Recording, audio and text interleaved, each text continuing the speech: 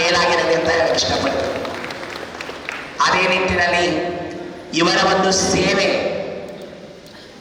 ಸೀಮಿತವಾಗಿ ಬೆಳೆಯ ಸಿರಿ ಮೊಳಕೆಯಲ್ಲಿ ನೋಡುವಂತ ಹಾಗೆ, ಬೆಳೆಯ ಸಿರಿ ಮೊಳಕೆಯಲ್ಲಿ ನೋಡುವಂತ ಹಾಗೆ ಅವರ ಬೆಳೆದು ಬಂದ ದಾರಿಯಲ್ಲಿ ರಾಷ್ಟ್ರದ ರೈತ, ರಾಷ್ಟ್ರದ ಬೆನ್ನೆಲುಬು, ಕೋಟಿ ವಿದ್ಯೆಗಳಲ್ಲಿ ಮೇಟಿ ವಿದ್ಯೆಯೇ ಮೇಲು.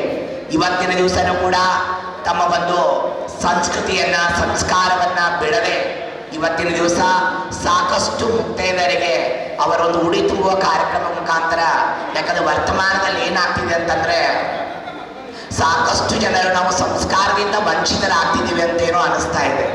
ದಯವಿಟ್ಟು ನಾವೆಲ್ಲರೂ ಬಹಳಷ್ಟು ಶ್ರೇಷ್ಠವಾದ ಪುಣ್ಯಭೂಮಿಯಲ್ಲಿ ಜನ್ಮ ಪಡೆದಿವ ಮೇಲೆ ಸಂಸ್ಕಾರದಿಂದ ಭರಿತರಾಗೋಣ, ವಂಚಿತರಾಗೋದು ಬೇಡ. ಯಾಕಂದ್ರೆ ನಮ್ಮೆಲ್ಲರ ಬಂದ ತಾಯಿಗೊಬ್ಬ ಕರ್ಣ, ಅಣ್ಣ ಡಾಕ್ಟರ್ ಬಾಳಾ ಸಾಹೇಬ್ ಉದ್ಗಟ್ಟಿ ಅವರು ನಮ್ಮೆಲ್ಲರ ಮಾದರಿಕರಾಗಿದ್ದಾರೆ.